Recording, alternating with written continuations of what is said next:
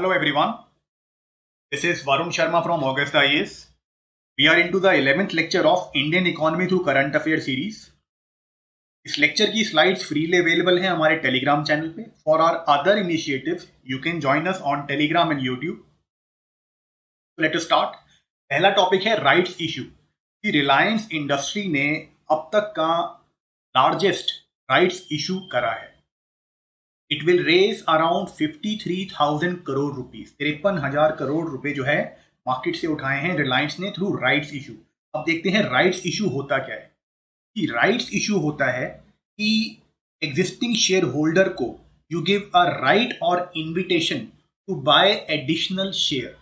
मतलब मैंने रिलायंस का शेयर लिया हुआ है और रिलायंस वाले जब राइट्स इशू करेंगे तो वो मुझे राइट देंगे या उसे बोल लो आप हक देंगे मुझे या इन्विटेशन देंगे मुझे कि मैं एडिशनल शेयर खरीद सकूं.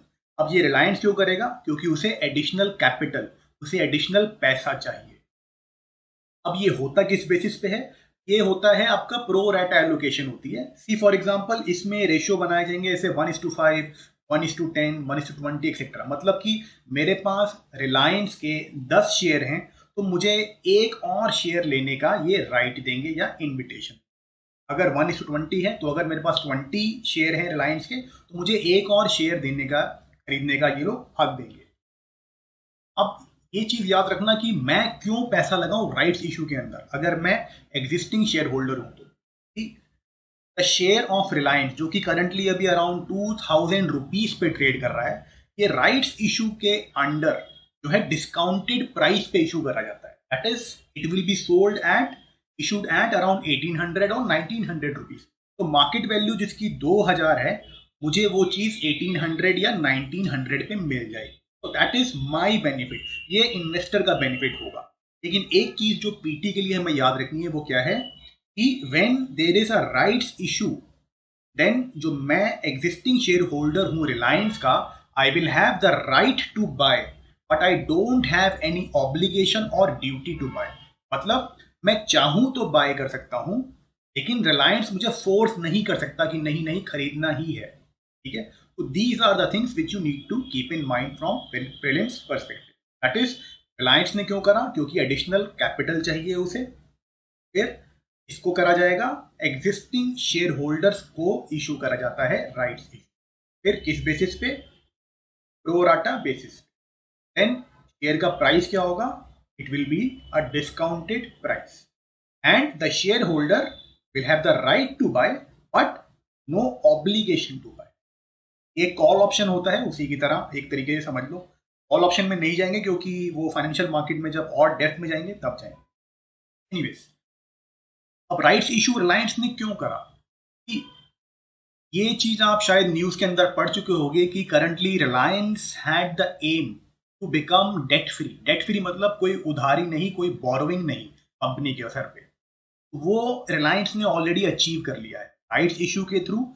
फिर फेसबुक वगैरह से काफी जगह से इन्वेस्टमेंट आई है रिलायंस के. इसमें क्या है? रिलायंस ने ऐसा उठाया मार्केट से अपने डेट वगैरह को पे करने में, और अगर कोई और नया एसेट खरीदना हो किसी कंपनी को उसमें भी ये हेल्प करता है. प्लस अगर आपको एक्सपैंड करना है अपने बिजनेस को, जैसे कि आपकी एक यूनिट है दिल्ली के अंदर, एक आपको खोलनी है मुंबई में, एक खोलनी है बैंगलोर में, एक चेन्नई में, तो अगर आपको एक्सपैंड करना है even then you can use rights issue. इसमें क्या है? आपको लोन नहीं लेना पड़ता बैंक से क्योंकि वो थोड़ा एक्सपेंसिव रहता है. अब चलते हैं आगे. Why rights issue is being resorted to. Rights issue use क्यों हो रहा है? बिकॉज जनरली ऑल डिसीजंस के लिए शेयर होल्डर की मीटिंग होती है, वहां फिर वोटिंग वगैरह सब होता है, तो टाइम कंज्यूमिंग भी रहता है. लेकिन यहाँ पे राइट्स इशू सिर्फ बोर्ड ऑफ डायरेक्टर के अप्रूवल से हो जाता है. ये चीज याद रखना पीटी के परस्पेक्टिव.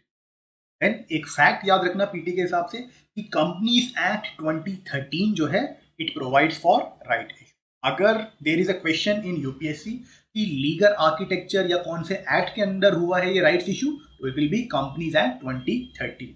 जैसे सेक्शन जो है इसका 62 होता है वो, लेकिन याद करने की जरूरत नहीं है, सिर्फ अगर कहीं पे हो तो स्कैन करना सेक्शन 62. आगे चलते हैं. Social stock exchange. तो बजट सेशन के अंदर जो फाइनेंस मिनिस्टर ने उन्होंने प्रपोज करा था कि the time has come where India should have a social stock exchange. अब ये किस लिए होता है, क्या होता है, इसके डेप्थ के अंदर चलते हैं कि सोशल स्टॉक एक्सचेंज क्या होगा। जैसे एक नॉर्मल स्टॉक एक्सचेंज होता है, जैसे इंडिया में हमारा national stock exchange, Bombay stock exchange, जहां पे जो है कंपनी अपने शेयर्स को लिस्ट कराती हैं, अपने शेयर्स को बेचती हैं। सिमिलरली जो वॉलेंट्री सेक्टर है, एनजीओज हैं, वेलफेयर ऑर्गेनाइजेशन है, इनको जब पैसा चाहिए होता है तो ये मोस्टली जो है आपके इंटरनेशनल ऑर्गेनाइजेशन जैसे वर्ल्ड बैंक हो गया या जो है आपके एशियन डेवलपमेंट बैंक हो गया, वहां जाते हैं। अब यहाँ पे ये लोग अपने आप को लिस्ट करा सकते हैं, दैट इज अपने शेयर वगैरह बेच सकते हैं। तो ये एक platform, electronic fund raising platform की तरह एक्ट करे। तो जो आपके बीएससी एनएससी हैं वो आपके नॉर्मल स्टॉक एक्सचेंज हो गए, ये आपका सोशल स्टॉक एक्सचेंज, मतलब आपकी सोशल एंटरप्राइजेस को अगर पैसा रेज करना हो, पैसा लेना हो मार्केट से, वो अपने शेयर इशू करेंगे सोशल स्टॉक एक्सचेंज। और इन्वेस्टर को एक जो है एक मैकेनिज्म मिल जाएगा जिसमें कि वो सोशल एंटरप्राइज के अंदर पैसा लगा सके। अब what is a social enterprise, अब ये देख लेते हैं कि सोशल एंटरप्राइज एक तरीके का बिजनेस होगा, minded, it will be a business जो कि एड्रेस करेगा किसी सोशल प्रॉब्लम को या सोशल ऑब्जेक्टिव को, जैसे कि providing education, health care etcetera. अब ये जो बिजनेस है it will generate revenue, it won't be a loss making entity, एक लॉस मेकिंग एंटिटी नहीं होगी, ये रेवेन्यू जनरेट करेगा। बट अगर आप इसके अंदर इन्वेस्ट करते हो तो आपको डिविडेंड, जैसे कि आप रिलायंस के अंदर इन्वेस्ट करते हो तो आपको डिविडेंड्स मिलते हैं, लेकिन अगर आप यहाँ इन्वेस्ट करोगे तो आपको डिविडेंड वगैरह नहीं मिलेगा, बिकॉज इसका एक सोशल ऑब्जेक्टिव है, पैसा जो है वहीं पे री हो जाएगा। और social enterprise and social stock exchange जो है ये किसके अंडर काम करेंगे, they will be working under market regulator SEBI. तो सोशल स्टॉक एक्सचेंज जो है वो सेबी की रेगुलेशंस के अंदर काम करेगी।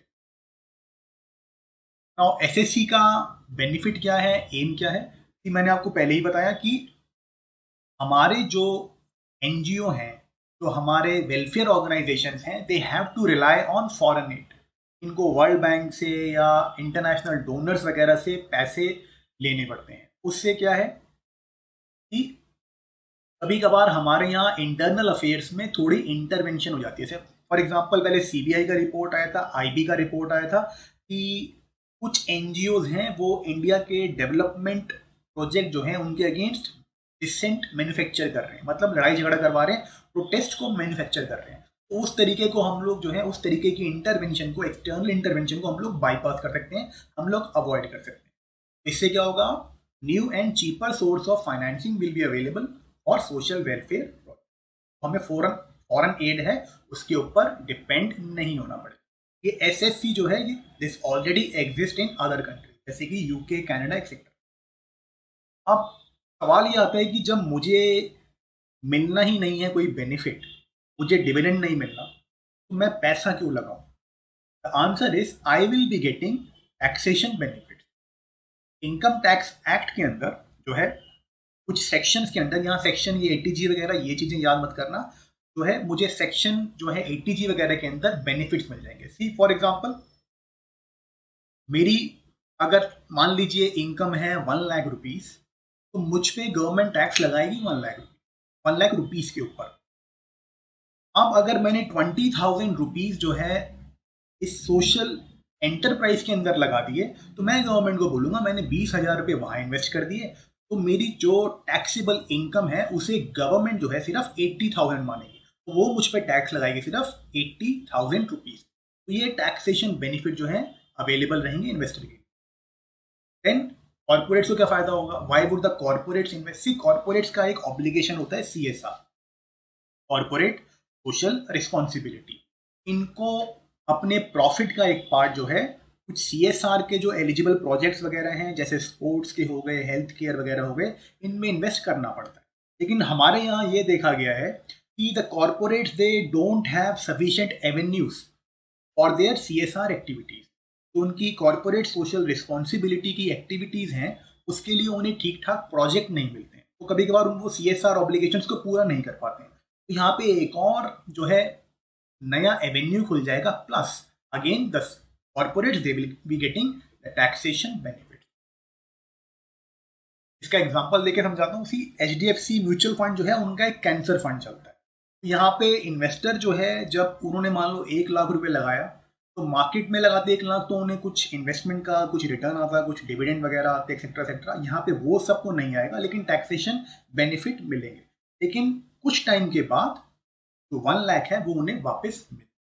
प्लस इससे जो बेनिफिट वगैरह होंगे, इस फंड में पैसा लगाने से जो भी रेवेन्यू जनरेट होगा वो सब डोनेशन हो जाएगी उसकी non profit organisation.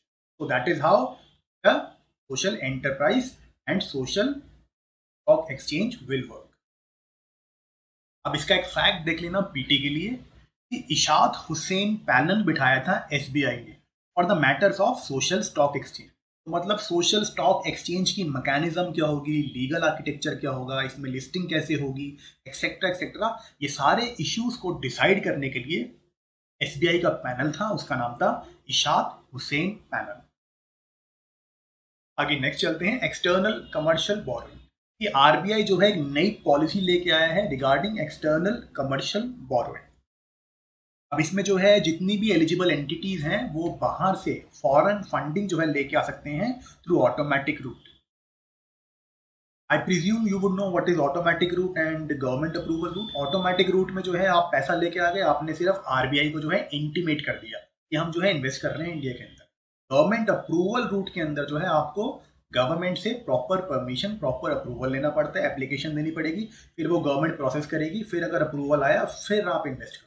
That is the basic difference between automatic route and government approval route. अब ECB को देख लेते हैं कि ECB को अगर SN समझे ECB, तो ये एक तरीके का फॉरेन लोन है। इंडियन कंपनी है, वो बाहर से फॉरेन लोन लेके आ रही है और ये जो लोन है ये फॉरेन करेंसी के अंदर ही होगा। दैट इज रिलायंस एक एक्सटर्नल कमर्शियल बोरोइंग का जो है ECB का एक बाहर से लोन लेके आ रहा है अमेरिका से, और ये जो है डॉलर में ही डिनोमिनेटेड होगा। मतलब ये नहीं कह रहा मैं कि सिर्फ डोमिनेटेड मतलब डॉलर में होगा, मतलब किसी भी फॉरेन करेंसी के अंदर डिनोमिनेटेड होगा जहां से भी पैसा आ रहा है। तो ये क्या होगा, एक कमर्शियल लोन जो कि इंडियन रेजिडेंट एंटिटी, जो यहाँ पे इंडिया में जो कंपनी रेजिडेंट है या इनकॉर्पोरेटेड है, वो बाहर से कमर्शियल लोन लेके आ रही है फ्रॉम फॉरेन इन्वेस्टर और नॉन रेजिडेंट लेंडर। इसकी मिनिमम जो एवरेज मैच्योरिटी है वो 3 साल, मतलब इसका जो पैसा लौटाना होगा तो एवरेज टाइम रहता है 3 इयर्स। ये किस फॉर्म में हो सकता है, ECB के डिफरेंट फॉर्म्स होते हैं, जैसे कि बैंक लोन, मतलब कि मैंने जो है नॉर्मल बैंक से लोन ले लिया, जैसे बार्कलेस से ले लिया UK के अंदर, या मैंने जो है HSBC से ले लिया अमेरिका से, वो सब ECB के अंडर आए। कुछ टर्म्स यहाँ यूज करी हैं, buyers credit and suppliers credit. ये हमारे लिए ज्यादा इंपॉर्टेंट नहीं है PT के लिए, तो इसके ऊपर PhD करने मत जाना। एक ओवरव्यू सा देता हूँ। बायर्स क्रेडिट क्या होता है बेसिकली कि एन इंडिविजुअल, मैं यहाँ पे इंडिया में हूँ, मैंने बाहर से कुछ इंपोर्ट करना है, कोई मशीनरी, कैपिटल गुड्स, XYZ कुछ भी मैंने इंपोर्ट करना है, तो बाहर के फाइनेंशियल इंस्टीट्यूशन ने मुझे लोन दे दिया, तो that is buyers credit. Loan दिया है किसने, बैंक ने, किसी फाइनेंशियल इंस्टीट्यूशन ने, एक्सेट्रा। अब सप्लायर्स क्रेडिट क्या होता है, मैं अगेन एक इंडियन फर्म हूं, मैंने बाहर से कुछ इंपोर्ट करना था, मेरा जो सप्लायर है वो एक अमेरिकन है, तो यहाँ पे उसने मुझे लोन दे दिया, उसने मुझे जो है क्रेडिट दे दिया, उधार दे दिया। ये बेसिक डिफरेंस है बायर्स एंड सप्लायर्स क्रेडिट में। यहाँ मुझे मेरे सप्लायर में ही दे दिया उधार, बायर्स में एक बीच में फाइनेंशियल इंस्टीट्यूशन या बैंक आ। नेक्स्ट आगे चलते हैं कि बेनिफिट क्या है। मैं अगर पैसा लेके आ रहा हूँ ECB से, तो why would I do it. कि जो बाहर से लोन आते हैं वो मोस्टली अफोर्डेबल रहते हैं। अफोर्डेबल वाई, बिकॉज बाहर जो है इंटरेस्ट रेट, जैसे कि US हो गया, यूरोजोन हो गया, वहाँ बहुत लो रहते हैं, तो वहाँ पे इंटरेस्ट रेट लो रहेंगे, तो ऑब्वियसली मेरी जो कॉस्ट ऑफ बोरोइंग है वो बहुत लो रहेगी। अब यहाँ पे फॉर एग्जांपल के तौर पे USA का जो करंटली आज का जो फेड रेट है, फेडरल रिजर्व का जो रेट है, वो है अराउंड 0.25%। अब इंडिया में जो रेपो रेट है करंटली आज का, दैट इज अराउंड 4%। अब आप खुद सोचो, 4% का तो ऐसे ही, मतलब अगर रफली बात करूं तो 4% का तो वैसे ही डिफरेंशियल आ गया। अब इसमें बैंक्स भी अपना प्रॉफिट वगैरह लगाएंगे, तो वहां से मुझे बैंक दे देगा 2%, 3% में, यहाँ पे जो है मुझे मिलेगा 8%, 9%। तो बहुत बड़ा जो है बेनिफिट मिल जाता है जब हम बाहर से ले। प्लस बाहर की जो मार्केट है, जो बाहर के लेंडर्स हैं, दे हैव डीप पॉकेट्स। तो वहाँ पे क्या है, जो अगर मेरी फंडिंग ज़्यादा है, जैसे मेरे को बड़ी रिक्वायरमेंट है, तो वहाँ पे ईज़ी रहता है, मुझे एक ही लेंडर या एक कंसोर्टियम या एक ग्रुप मिल गया लेंडर का, उन्होंने मुझे जो है पूरा का पूरा पैसा दे दिया। यहाँ पे वो जो फंड अवेलेबिलिटी का जो साइज़ है, उसका इश्यू रहता है इंडिया के। लेकिन कुछ कंसर्न्स होती हैं ईसीबी के अंदर भी। ऐसा नहीं है कि ईसीबी जो है इट इज़ ऑल गुड।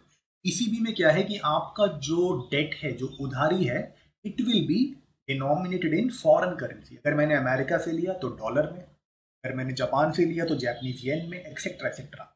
अब यहाँ पे प्रॉब्लम क्या आएगी कि एक्सचेंज रेट रिस्क वो जो है मेरे सर हो जाएगा, वो मेरे लिए प्रॉब्लम बन सकता है। कि फॉर एग्जांपल मैंने बाहर से लोन लिया $1 का, और वो $1 पहले था ₹50 का। अब 3 साल बाद मैं वापस कर रहा हूँ, रुपी डेप्रिशिएट कर गया, अराउंड रुपी हो गया ₹100 का, सॉरी डॉलर हो गया ₹100 का, तो मुझे अब लौटाना पड़ेगा ₹100। तो मैंने बोरो करा था ₹50 और मुझे देना पड़ रहा है वापस ₹100। ये एक्सचेंज रेट रिस्क जो है ये रहेगा ही रहेगा। ये तो मैंने एग्जांपल देके सिंप्लीफाई करके बताया। नॉर्मली जो है आपका अगर रुपया एक दिन के अंदर फॉरेक्स मार्केट में अगर 15 पैसे 20 पैसे की मूवमेंट भी दिखाया था, तो वो भी सिग्निफिकेंट हो जाती है। और वो भी अगर आपकी उस दिन पेमेंट ड्यू हो, क्योंकि लोन होगा हजारों करोड़ का, लाखों करोड़ का, वो छोटी छोटी मूवमेंट भी जो है करेंसी की, उसकी भी बहुत बड़ी लाइबिलिटी क्रिएट हो जाती है। तो अगर रुपी जो है डिप्रिशिएट करके आप 20% से, तो मेरी 20% से ऑटोमेटिकली कॉस्ट ऑफ बोरोइंग बढ़ जाएगी। ये एक रिस्क रहता है।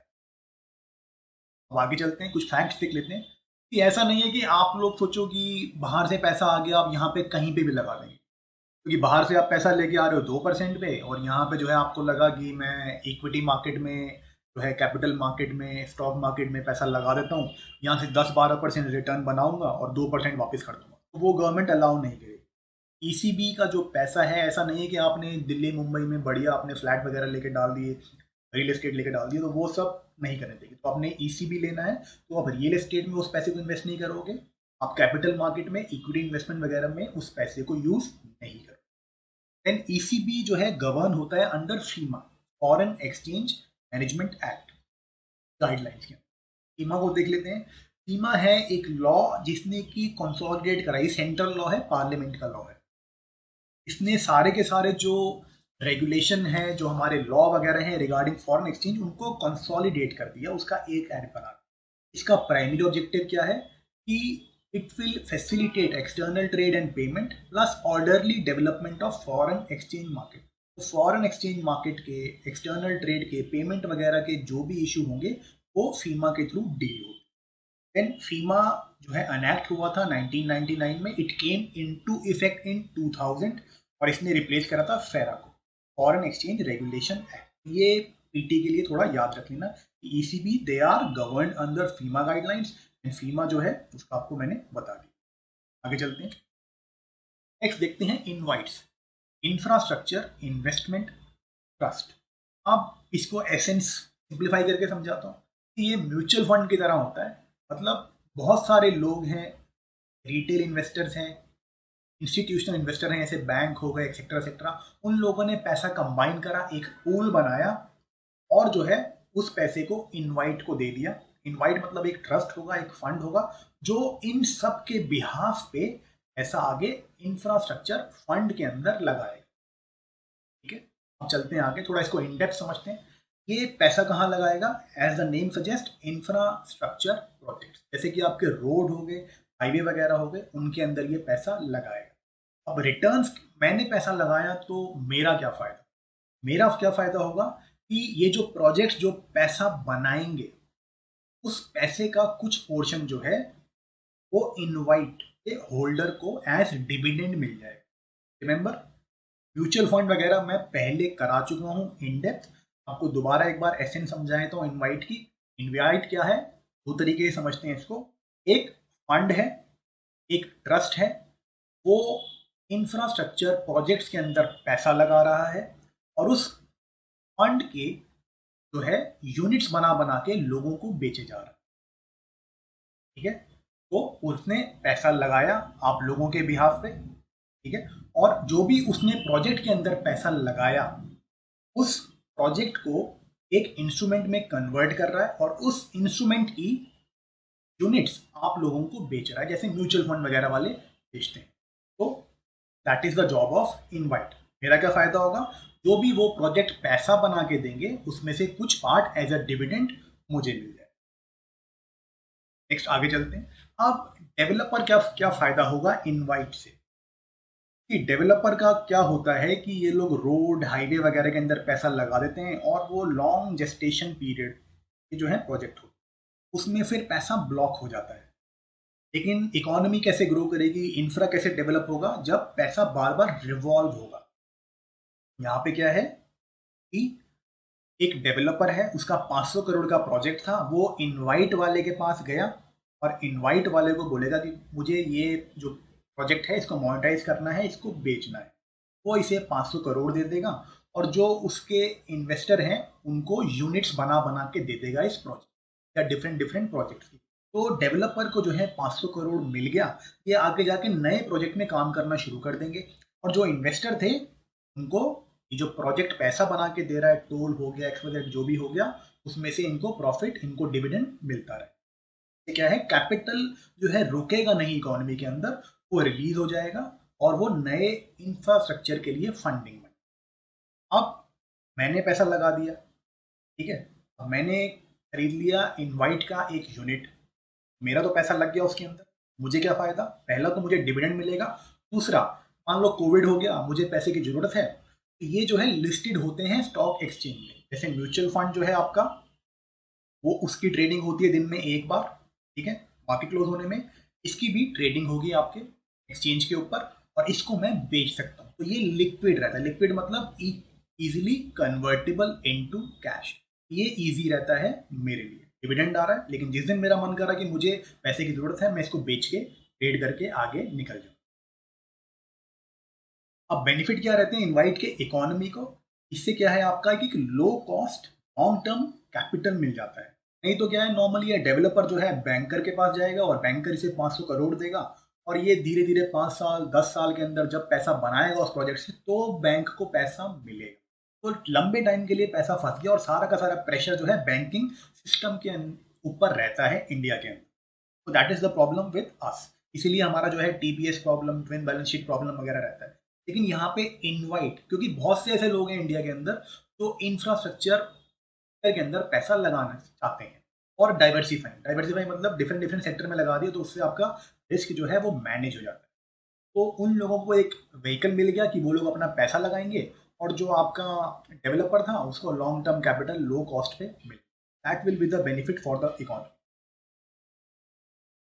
अब कुछ फैक्ट्स देख लेते हैं कि it will be regulated by SEBI. अब ये चीज याद रखना कि जो इसकी रेगुलेशन है वो अलग है, that is SEBI infrastructure investment trust regulations 2014, उसके अंडर ये रेगुलेट होगा। इसको कलेक्टिव इन्वेस्टमेंट स्कीम या किसी और के अंदर रेगुलेशन नहीं होता है। It will be set up as a trust and registered with SEBI.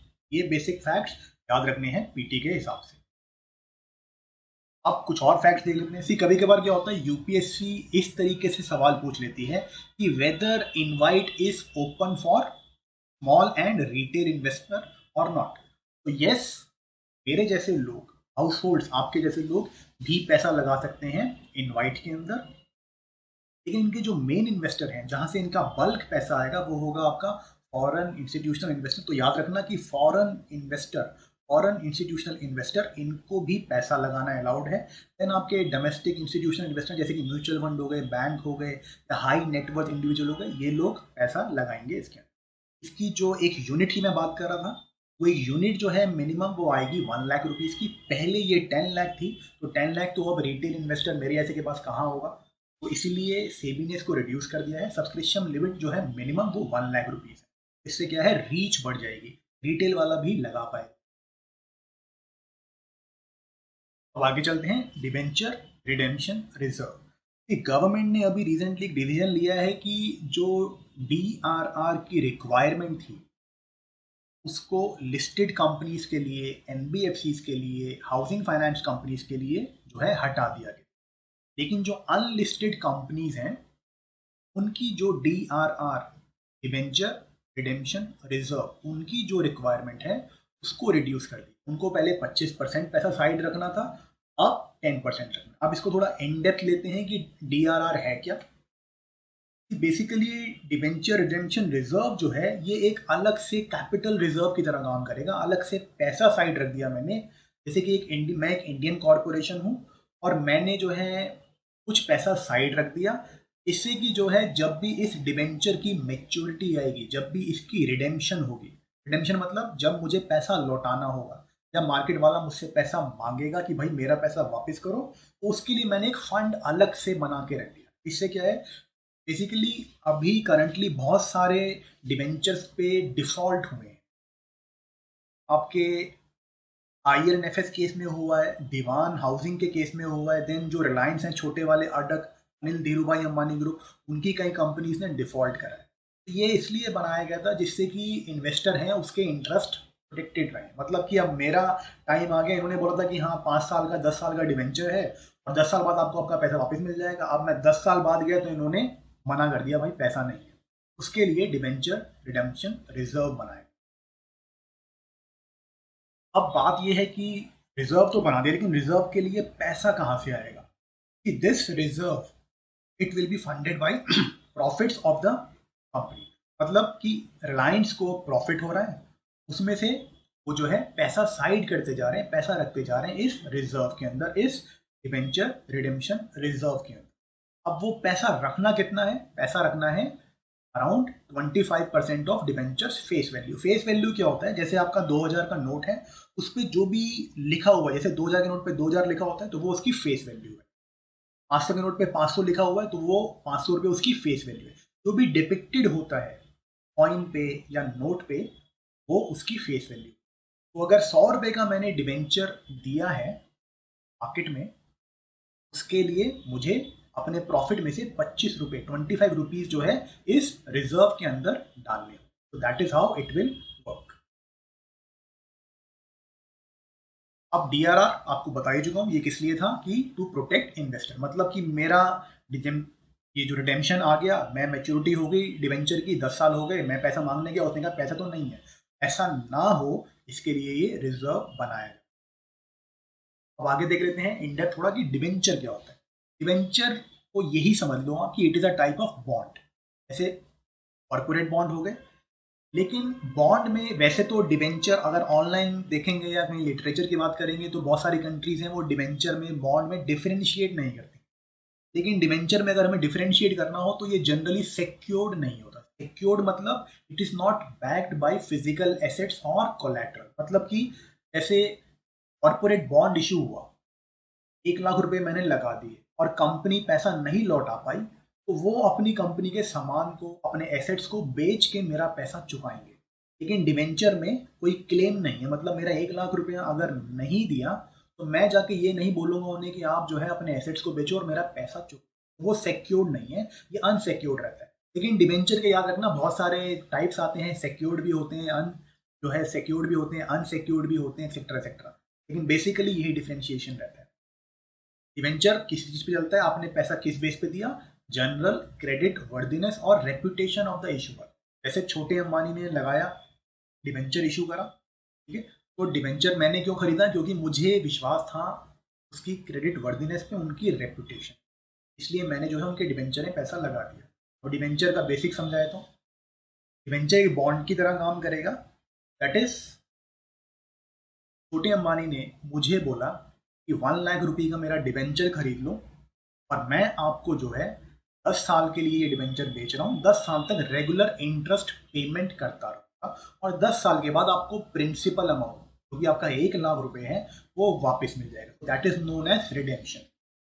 तो अब मुझे क्या फायदा होगा? मुझे 10 साल तक, मान लो वो 10% इंटरेस्ट उसने मुझसे प्रॉमिस करा था, मुझे 10 साल तक 10% इंटरेस्ट रेट आता रहेगा। और उसके बाद जब 10 साल पूरे हो जाएंगे, जब रिडेम्पशन का टाइम आएगा, जब मेच्योरिटी का टाइम आएगा, then I will get my 1 lakh rupees. ये होता है आपका डिवेंचर। अब आगे चलते हैं। ये लास्ट टॉपिक है हमारा, fully accessible root for G-Secs। कि RBI ने एक और विंडो बनाया है, फुली एक्सेसिबल रूट, इससे कि नॉन रेजिडेंट इंडिविजुअल जो हैं they can invest in specified government of India dated security. Dated मतलब लॉन्ग टर्म सिक्योरिटीज।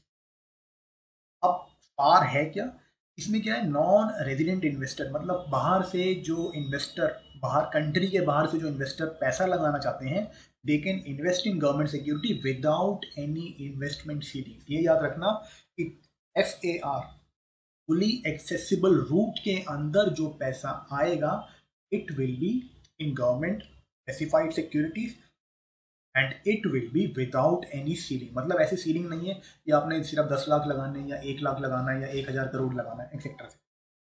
अब इसके अलावा दो और मैकेनिज्म रहती हैं अगर फॉरेन इन्वेस्टर को पैसा लगाना। एक होता है medium term framework. Medium term framework के अंदर लिमिट्स रहती हैं, जैसे GSEC, जैसे कि आप सेंट्रल गवर्नमेंट का जो बॉन्ड है उसमें अगर पैसा लगाना है आपको 6% तक लगा सकते हो। अगर SDL स्टेट डेवलपमेंट लोन, जिसे कि हम स्टेट गवर्नमेंट का बॉन्ड कहते हैं, उसमें 2%। एक वॉलेंटरी रिटेंशन रूट रहता है। ये दोनों जो मैकेनिज्म है ये सिर्फ स्कैन कर लेना, इतना इंपॉर्टेंट नहीं है। इसमें क्या है, अगर पैसा लगाना है it will B retained in India for at least 3 year, मतलब सिर्फ मिनिमम 3 साल के लिए तो आपको पैसा लगाना ही पड़ेगा। इससे क्या हम लॉन्ग टर्म इन्वेस्टमेंट को अट्रैक्ट करते हैं वॉलेंटरी रिटेंशन रूट के। रिटेंशन मतलब आपको पैसे को रोकना है यहाँ। इसके लिए जब आप पैसा यहाँ पे लॉन्ग टर्म के लिए लगा रहे हो तो गवर्नमेंट जो है आपके ये रूल्स जो है थोड़े रिलैक्स कर देती है।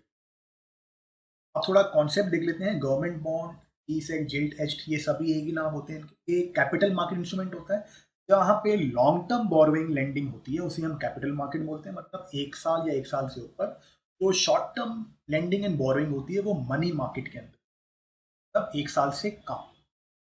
अब GSEC क्या है, जैसे कॉर्पोरेट बॉन्ड की बात करी थी वैसे ही गवर्नमेंट बॉन्ड होता है। GSEC होता है गवर्नमेंट सिक्योरिटी और गवर्नमेंट बॉन्ड। यहाँ पे क्या है, गवर्नमेंट के बॉन्ड आते हैं 5 साल के, 2 साल के, 10 साल के, 30 साल के। तो गवर्नमेंट इसके थ्रू बोरो कर रही है पैसा और मुझे ये बोला जाएगा कि हम जो है आपको 5%, 6% जो है पैसा देंगे। तो मान लो मैंने 20 ईयर्स वाले गवर्नमेंट बॉन्ड में पैसा लगा दिया, उसके बाद जो है मुझे गवर्नमेंट 20 साल तक रेगुलरली, मैंने मान लो 1 लाख रुपए जो है लगाए गवर्नमेंट बॉन्ड के अंदर, 1 लाख रुपए वाले बॉन्ड मैंने ले लिए।